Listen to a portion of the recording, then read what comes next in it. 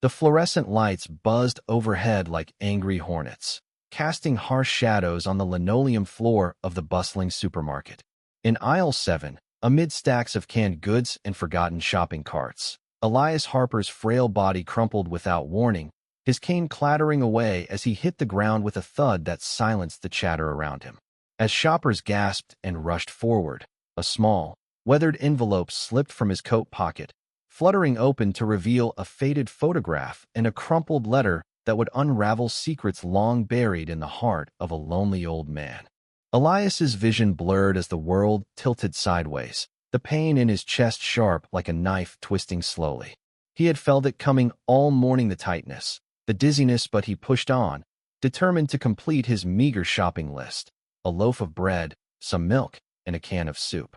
At 87, every errand was a battle against time and frailty, but today, fate had other plans. A young woman named Sarah, a cashier on her break, was the first to kneel beside him. "Sir?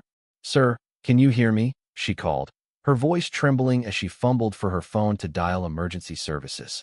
Around her, a crowd gathered, curious faces peering down, some offering help, others merely spectating. An ambulance was on its way, but in that suspended moment, Sarah's eyes caught the envelope on the floor. She picked it up instinctively, not to pry, but to keep it safe for the fallen stranger. The photograph inside showed a much younger Elias, beaming with pride in a military uniform, his arm around a beautiful woman and a small boy clutching a toy airplane. The letter, yellowed with age, was addressed to "My dearest Elias," in elegant cursive. Sarah's heart skipped as she glimpsed the words, "Forgive me for leaving, but know that our son carries your strength." She quickly tucked it back, but the damage was done. The image lingered in her mind, transforming the crumpled old man into someone with a story etched in loss and resilience. Paramedics arrived in a flurry of red lights and urgent voices, lifting Elias onto a stretcher. "He's stable, but we need to get him to the hospital," one said, checking his vitals. As they wheeled him away, Sarah clutched the envelope, deciding on impulse to follow in her car. She didn't know why. Perhaps it was the sadness in his eyes when he briefly opened them, or the way the photo evoked her own distant relationship with her grandfather. Little did she know, this act of kindness would pull her into a web of forgotten histories. At the hospital, Elias drifted in and out of consciousness, memories flooding back like waves crashing against a weathered shore. He recalled the day the letter arrived 40 years ago, after the war had taken his youth and his wife had taken their son, fleeing the shadows of his PTSD. "I couldn't stay," she had written, "but I'll always love the man you were." He had carried that envelope ever since, a talisman of regret and unspoken forgiveness, tucked away in his pocket like a hidden scar. The doctor, a kind-faced man named Dr. Ramirez, examined Elias with gentle efficiency. "Heart arrhythmia common at his age, but we'll monitor him overnight." Elias nodded weakly, his voice a rasp. "Just get me home soon." But as he settled into the sterile bed, he realized the envelope was missing. Panic surged through him. That small piece of paper was all he had left of his family, the only proof that his life had once held joy amid the ruins. Sarah arrived at the emergency room, out of breath, the envelope burning a hole in her purse. She approached the nurse's station hesitantly. There was an old man brought in from the supermarket. "I found this on the floor." The nurse took it with a nod, promising to return it to him. But Sarah lingered, drawn by an inexplicable pull. She peeked into his room, seeing him alone, staring at the ceiling with eyes full of quiet despair.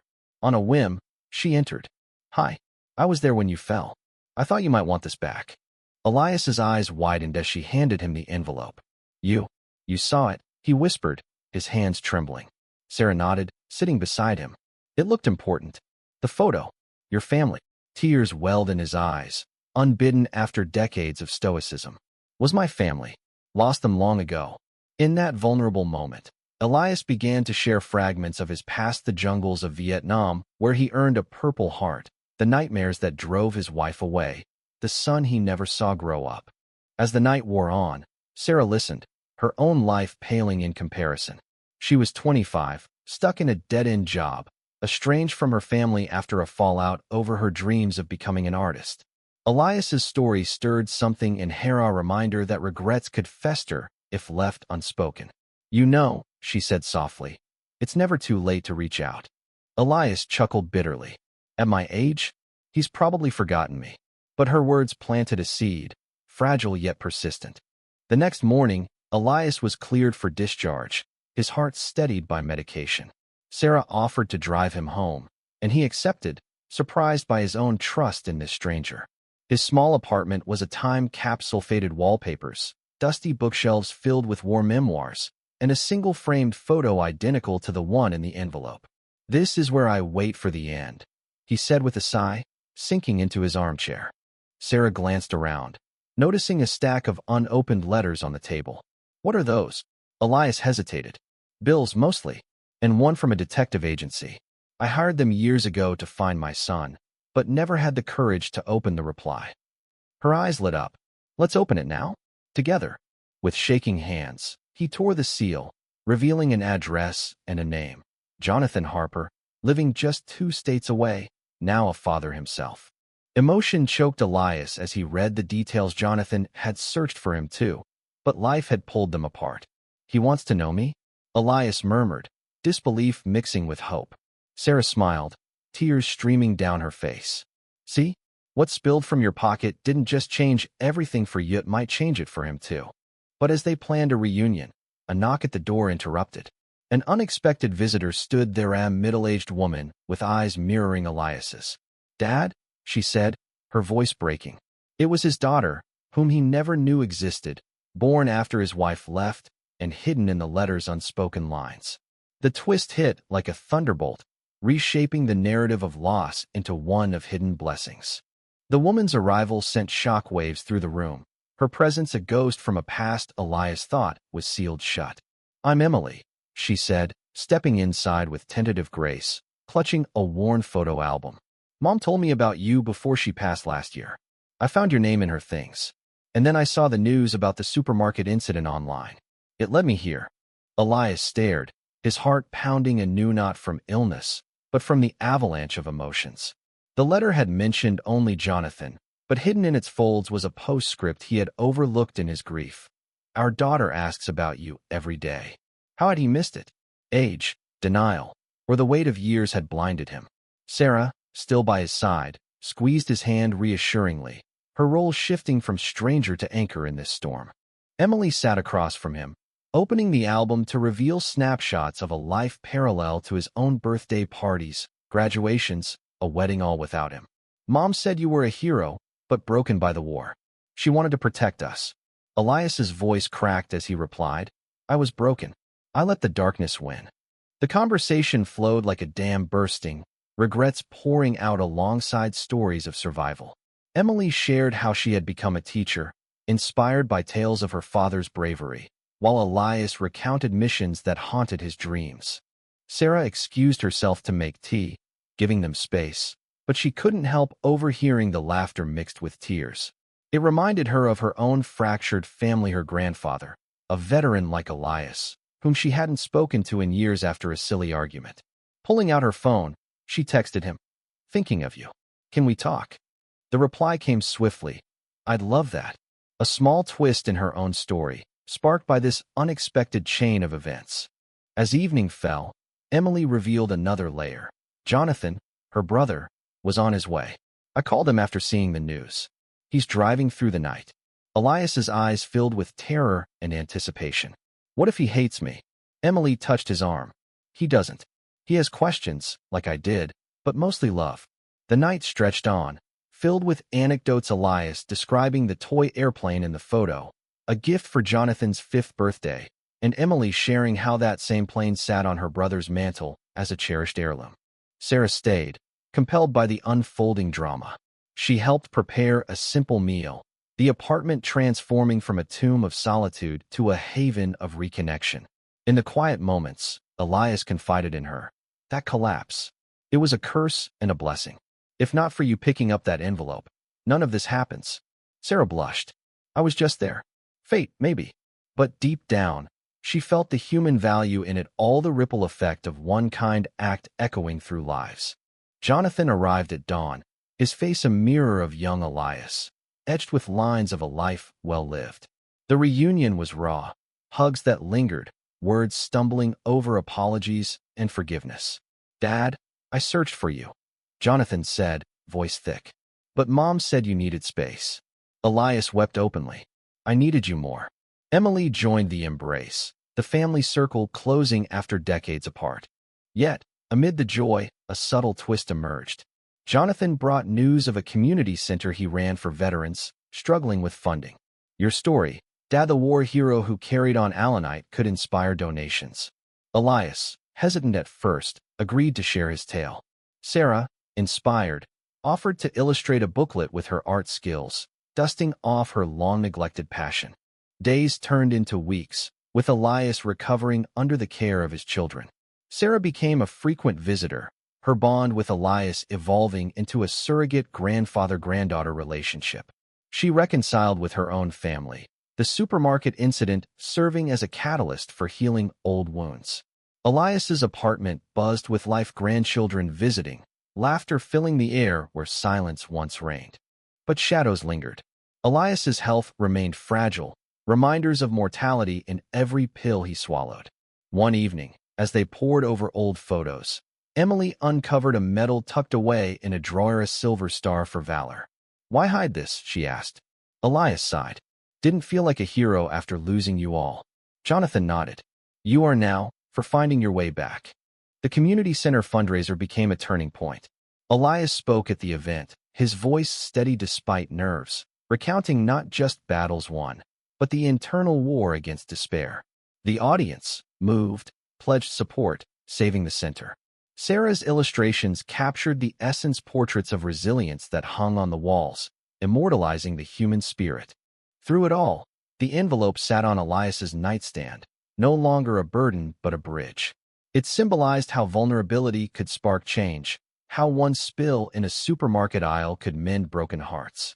Sarah, reflecting on her growth, whispered to Elias, "You changed everything for me too." He smiled. "We all did, for each other." As bonds strengthened, unforeseen challenges arose, a health scare for Jonathan, drawing the family closer. Elias found purpose in mentoring young veterans at the center, his stories imparting lessons of forgiveness and endurance.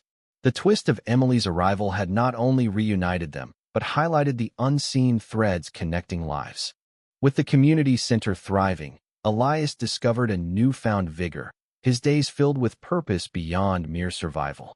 Mornings began with calls from Jonathan or Emily, sharing updates on grandchildren's antics or center events.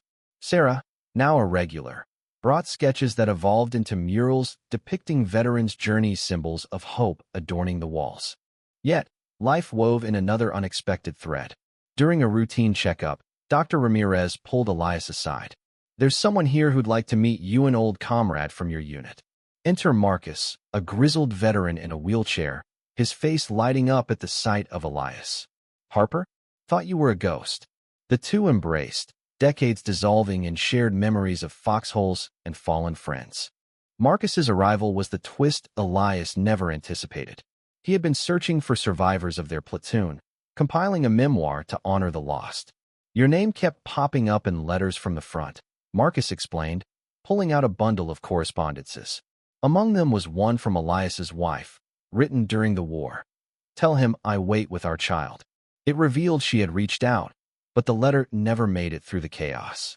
This revelation shattered Elias anew, but in a healing way. "She tried," he murmured, tears flowing. Marcus nodded. "War steals more than lives, it steals connections." The two spent hours reminiscing, their bond reigniting a fire in Elias. Sarah, witnessing this, felt the emotional depth, how past echoes could reshape the present, emphasizing forgiveness not just for others, but for oneself. Inspired, Elias collaborated with Marcus on the memoir, dictating stories while Sarah illustrated. Jonathan hosted readings at the center, drawing crowds eager for tales of heroism and humanity. Emily, ever the teacher, incorporated the stories into lessons for her students, teaching empathy through history. But challenges persisted. Elias's arrhythmia flared during a stormy night, landing him back in the hospital. Family gathered, fear etching their faces. "Not yet," Elias whispered, clutching the envelope. "Too much left to say." Dr. Ramirez stabilized him, but the scare underscored life's fragility, prompting deeper conversations.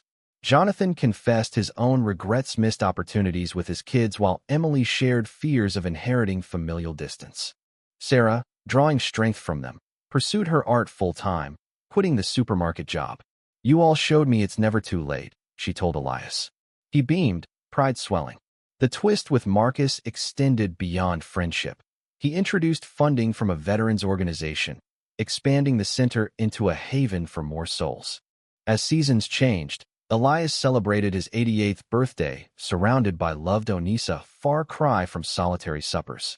Grandchildren clambered on his lap, asking about the magic envelope that brought everyone together.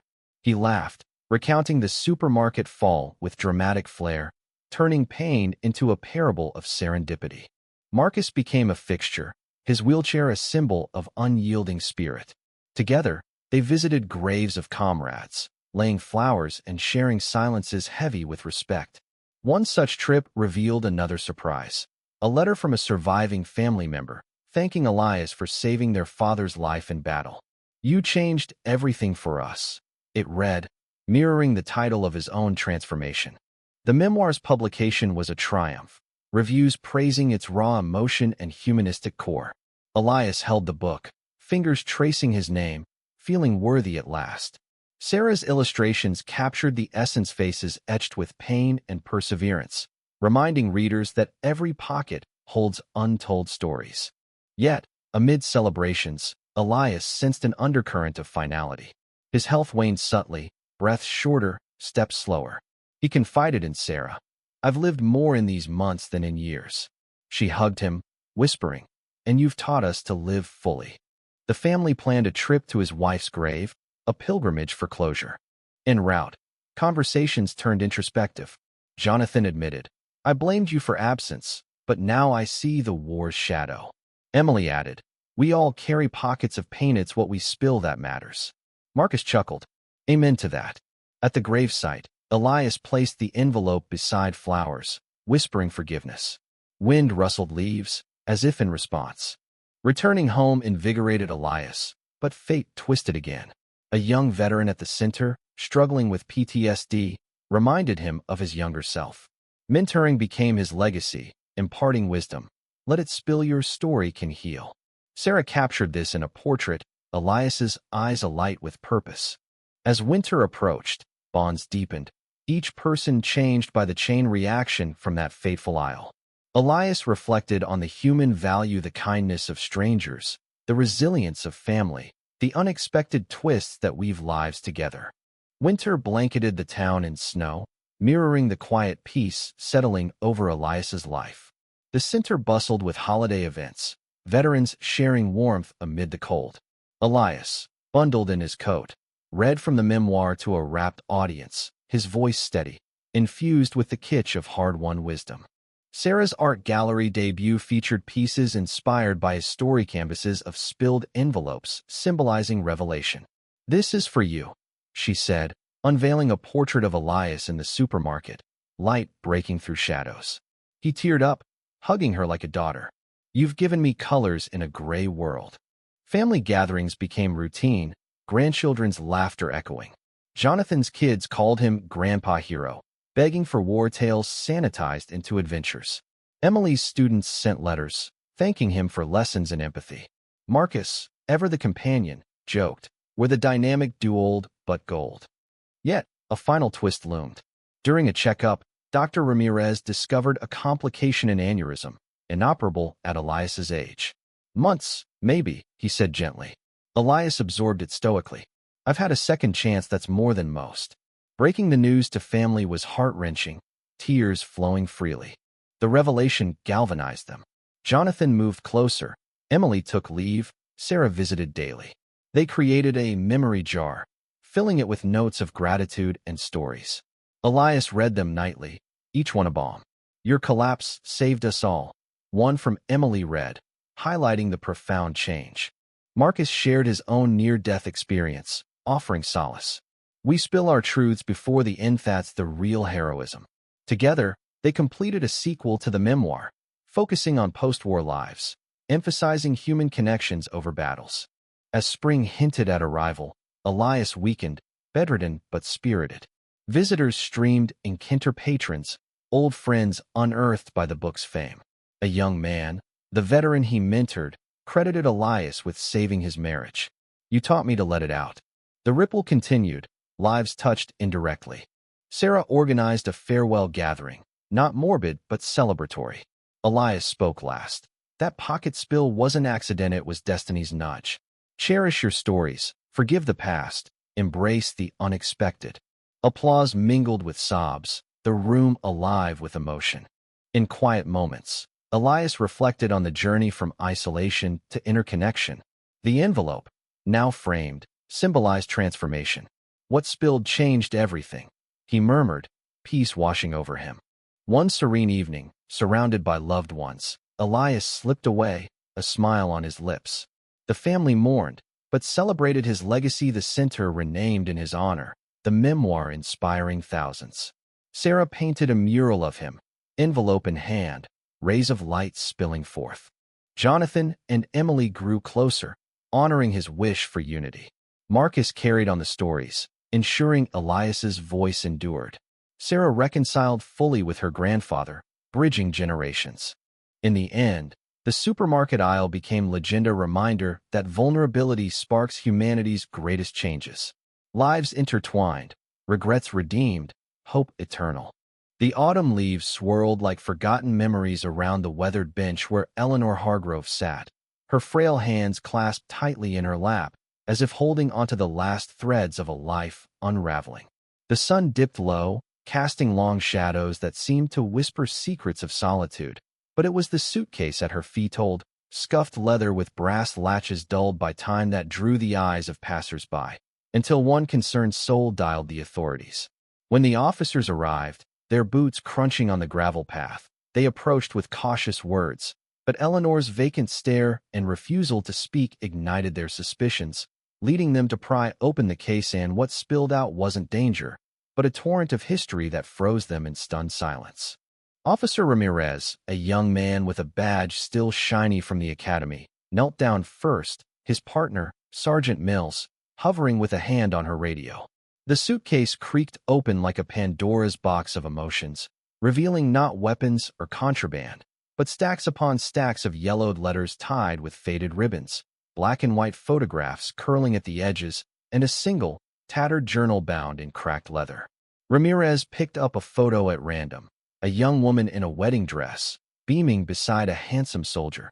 The date scrawled on the back, 1942. "Ma'am," he said softly, his voice cracking with unexpected tenderness. "What is all this?" Eleanor finally looked up, her eyes misty pools of blue that held oceans of unspoken pain. "My life," she whispered, "or what's left of it." As the officers sifted through the contents, a crowd began to gather at a respectful distance, murmurs rippling like wind through the trees. Mills radioed for backup, not for arrest, but for understanding. This wasn't a crime scene, but a revelation. The letters were from a husband lost in war, promises of return that never came. The photos chronicled a family shattered by time, children grown and gone, grandchildren estranged. And the journal. Oh, the journal was the heart of it all. Pages filled with elegant script detailing Eleanor's journey from a vibrant girl in the roaring 20s to this solitary figure on a park bench. Ramirez read aloud a passage. "Today marks 50 years since I buried my dreams with him. The world moved on, but I stayed behind, guarding our story like a sentinel." The words hung in the air, heavy with the weight of human endurance, making the officers pause, their uniforms suddenly feeling too stiff against the raw vulnerability before them. Eleanor's story began to unfold in fragments as she spoke in halting sentences, prompted by the officers' gentle questions. Born in 1940 in a small town in upstate New York, she was the daughter of immigrants who fled Europe before the storms of war fully raged. Her father worked the factories, her mother sewed dresses by candlelight, instilling in young Eleanor a fierce sense of family and resilience. "We had nothing but each other," she said, her voice gaining strength as memories flooded back. By 16, she met Thomas, a boy with eyes like summer skies and dreams of becoming a pilot. Their love blossomed swiftly, a whirlwind romance amid the shadows of impending conflict. They married young, in a chapel adorned with wildflowers, vowing eternity just as the world plunged into chaos. Thomas shipped out to the Pacific in 1943, leaving Eleanor with a swelling belly and a heart full of hope. Letters arrived sporadically, each one a lifeline. "My dearest Ellie, the stars here remind me of your eyes. Hold on for me." She gave birth to their son, James, alone in a hospital ward echoing with the cries of other wartime wives. The war ended, but Thomas didn't return missing in action, presumed lost at sea. Eleanor raised James on her own, working double shifts as a nurse, her days blurred by exhaustion and quiet grief. "I told myself it was for him," she murmured to the officers. "But sometimes, in the dead of night, I wondered if I was just surviving for the sake of it." Years blurred into decades. James grew into a man, married, had children of his own, two granddaughters who visited sporadically at first, then less and less as life pulled them away. Eleanor moved to the city, seeking the bustle to drown her loneliness, but age crept in like an uninvited guest. Arthritis twisted her fingers, memories faded at the edges, and the apartment she once shared with fleeting family echoes became a tomb of silence. The suitcase? It was her portable archive, packed one rainy afternoon when the walls closed in too tight. "I came here to remember," she explained, "or perhaps to let go." Ramirez, whose own grandmother had passed alone in a nursing home, felt a lump in his throat. He shared a glance with Mills, who nodded subtly they wouldn't haul her in. Instead, they called social services for support. But as the sun set, painting the park in hues of orange and regret, Eleanor clutched a letter to her chest. "Read this one," she urged, handing it to Ramirez. It was from James, dated 1975. "Mom, I'm sorry for leaving. The war took Dad, but it took pieces of us too. I promised to come back." He never did, lost to his own battles with addiction, dying young and leaving Eleanor to bury another piece of her heart. The officers sat with her now, no longer authorities, but witnesses to a life richly lived, yet profoundly isolated. Mills, a mother herself, thought of her own children and the fragility of bonds. "You're not alone anymore," she said, placing a hand on Eleanor's shoulder. The old woman smiled faintly, the first crack in her stoic facade, as tears traced lines down her weathered cheeks. In that moment, the park transformed from a place of solitude to one of unexpected connection, the suitcase's contents bridging generations and reminding all who listened of the quiet heroism in enduring loss.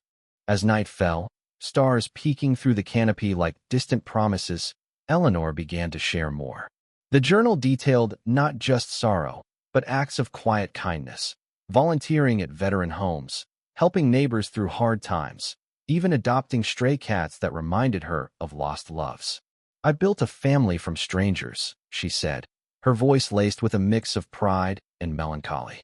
Ramirez flipped through photos of smiling faces, patients she'd nursed, children she'd tutored, evidence of a life that touched many, even as her own circle shrank.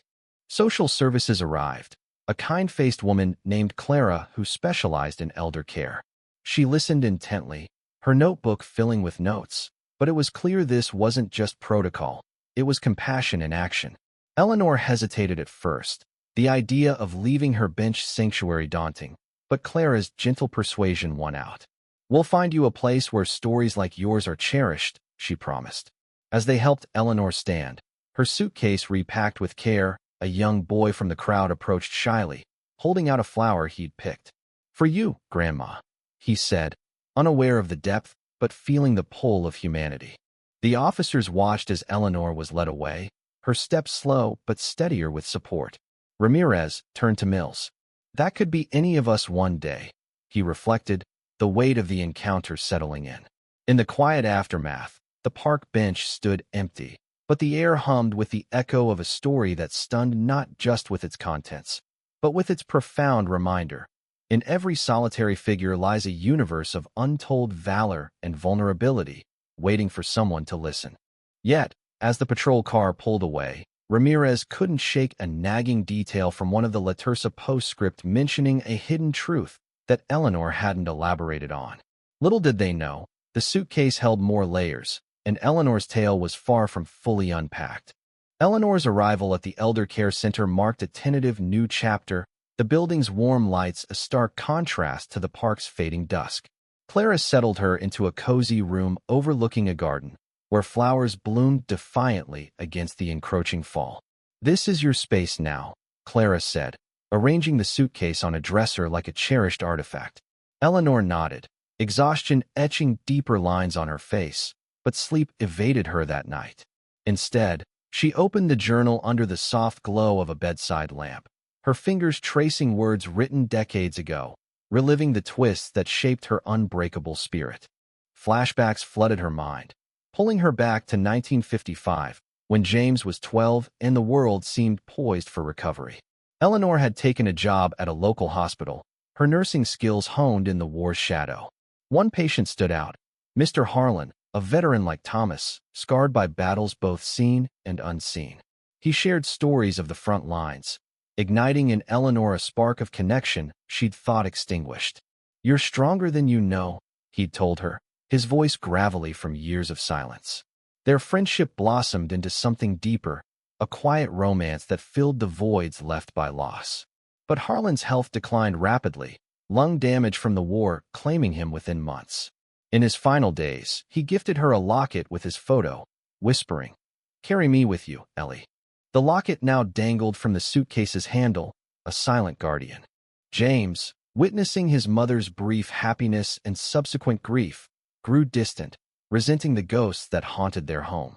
"Why can't you move on?" he'd shout during teenage arguments, slamming doors that echoed like final goodbyes. Eleanor poured her love into him regardless, sacrificing dreams of travel or further education to ensure his stability. He excelled in school, earning a scholarship to college, but the day he left, a chasm opened.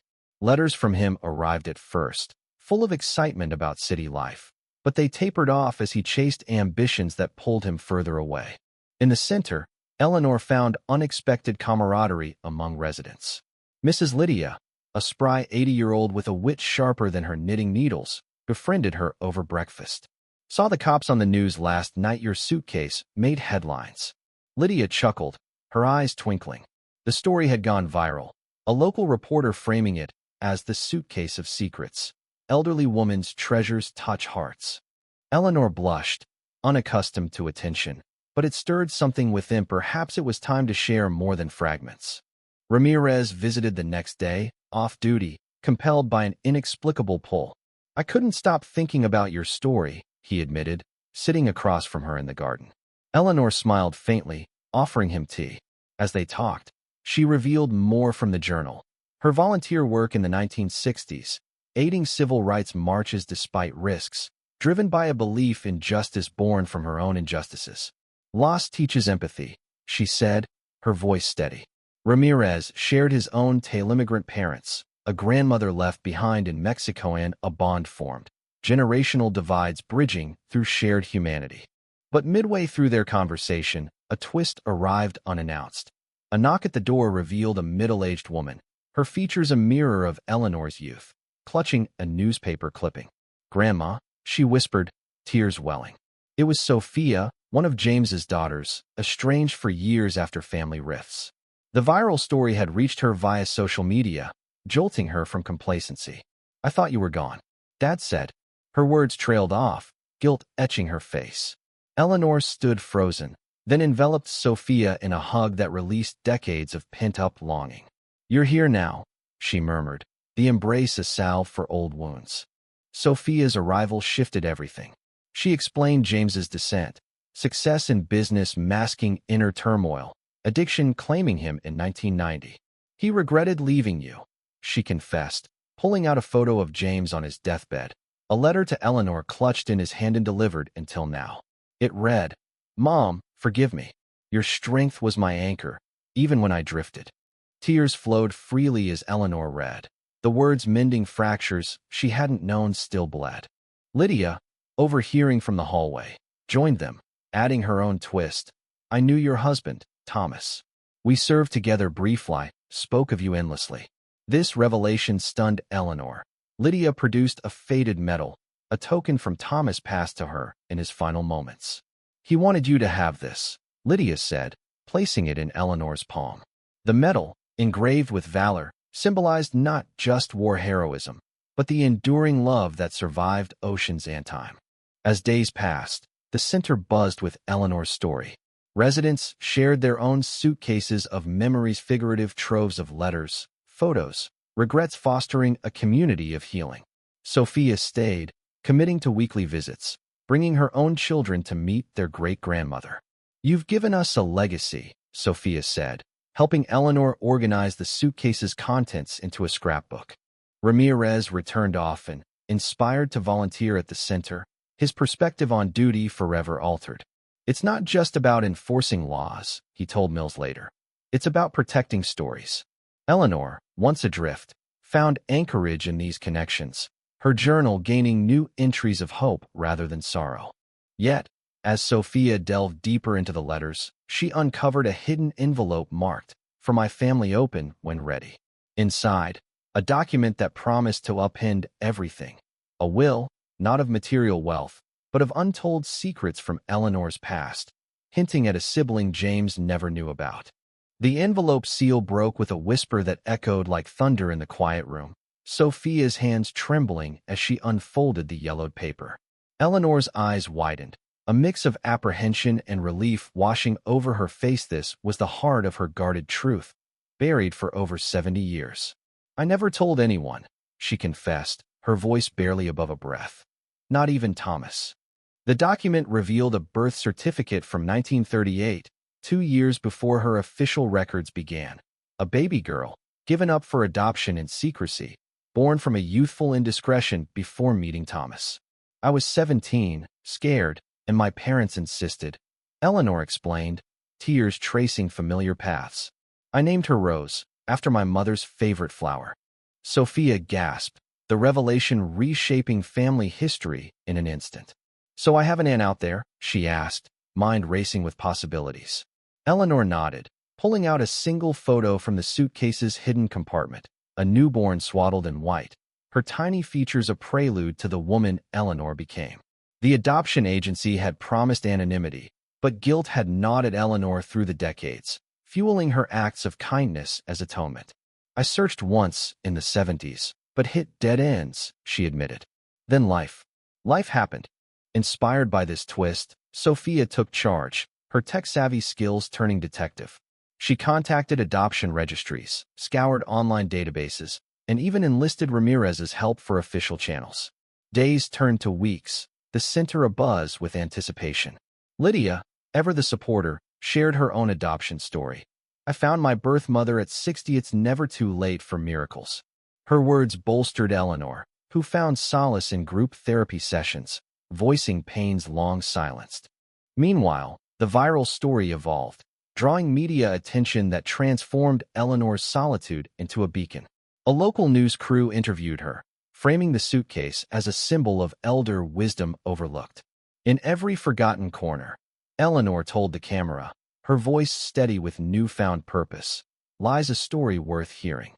Viewers responded with letters of their own, sharing similar tales of loss and resilience, creating a web of empathy that enveloped her. Ramirez's visits deepened, revealing his own family fractures, a father absent due to deportation, a mother working tirelessly. "Your courage gives me hope," he said, helping sort the suitcase's treasures. One evening, as they pored over letters, a call came. Sophia had a lead. Rose, now Rosemary Caldwell, lived in a nearby state, a retired teacher with a family of her own. "She's open to connecting," Sophia announced, eyes shining. The reunion arranged swiftly, emotions swirling like autumn leaves. Eleanor dressed in her finest, the locket from Harlan and medal from Thomas around her neck, symbols of love's past. The drive to Rosemary's home felt eternal, Eleanor's heart pounding with a mix of joy and fear. Upon arrival, the door opened to a woman in her 80s, silver hair framing eyes identical to Eleanor's. "Mother," Rosemary whispered, stepping forward.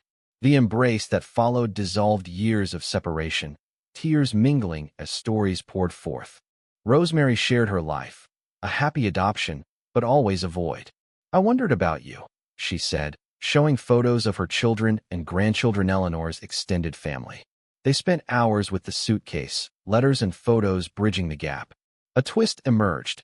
Rosemary had crossed paths with James unknowingly at a conference in the 80s. He looked familiar, she mused. Now I know why. Back at the center, Eleanor integrated this new branch into her narrative, the journal filling with entries of gratitude. Sophia and Rosemary coordinated visits, grandchildren meeting for the first time, laughter echoing where silence once reigned. Lydia organized a story circle where residents shared legacies, fostering bonds that combated isolation. Ramirez, moved by the unfolding, proposed a community program, Suitcases of Stories, encouraging elders to document lives for posterity. Mills joined, her skepticism melting into advocacy. "You've changed us all," she told Eleanor during a visit. As winter approached, Eleanor sat in the garden, suitcase now a display in her room, its contents shared rather than hoarded. She reflected on the park bench moment. What began as despair blossomed into connection, proving humanity's capacity for redemption. But one final envelope remained unopened, labeled Thomas's Secret, hinting at a wartime mystery that could redefine everything. The final envelope trembled in Eleanor's hands, its wax seal unbroken since Thomas's last letter in 1944. Gathered around her, Sophia, Rosemary, Ramirez, and even Mills formed a circle of support, the room thick with anticipation. "He wrote this before his final mission," Eleanor explained, her voice laced with trepidation. Breaking the seal revealed not just words, but a map sketched in faded ink, coordinates pointing to a Pacific island, and a note. "If I don't return, find visits for our future." Attached was a key, small and ornate, purpose unknown. Confusion rippled through the group. Thomas, presumed lost at sea, had hinted at hidden treasures? Ramirez's eyes lit. This could be wartime loot or documents. Let's investigate. With official backing, they contacted historians and Veterans Affairs. Research unveiled Thomas's unit involved in covert operations, securing Allied assets. The map led to a long-forgotten cache, possibly valuables meant for post-war rebuilding. Sophia and Rosemary dove in, tracing leads. A breakthrough came via an online forum. A diver had found wreckage matching Thomas's plane, artifacts including a locked box. The key? A perfect match. Arrangements made. They traveled to the museum housing the find, Eleanor's heart aflutter with closure's promise. Opening the box revealed not gold, but bonds worth thousands, invested wisely over decades, now matured to a small fortune. Thomas's letter explained, "For you and the child, Ellie. If I'm gone, use this to build the life we dreamed." Tears flowed. This was his final act of love, ensuring security from beyond. The funds transformed lives. Eleanor established a foundation for elder storytelling programs, honoring unsung heroes. Rosemary donated to adoption services, Sophia to addiction recovery in James's memory. Ramirez expanded his initiative, Mills advocating policy changes for senior support. Twists compounded with a surprise visitor, Thomas's comrade, now 90, drawn by news coverage. He survived the crash, the man revealed, lived on the island briefly, but succumbed to injuries. His last words were "of you." This affirmed Thomas's heroism, adding layers to Eleanor's grief and pride. Holidays brought the family together, grandchildren listening raptly to tales from the suitcase. Eleanor, once alone, now surrounded by love, journaled. From a park bench to this life's twists remind us of resilience's beauty. As spring bloomed, Eleanor returned to the park, suitcase in tow, but this time with company. Sitting on the bench, she smiled at passers-by, her story a testament to human connection's power. The officers, now friends, joined occasionally, reflecting on how one suitcase stunned them into action, unveiling values of empathy, forgiveness, and enduring love. In the end, Eleanor's journey taught that solitude can birth solidarity, loss can forge legacies, and every life holds contents worth cherishing. The park, once a symbol of isolation, became one of hope, where stories continued to unfold.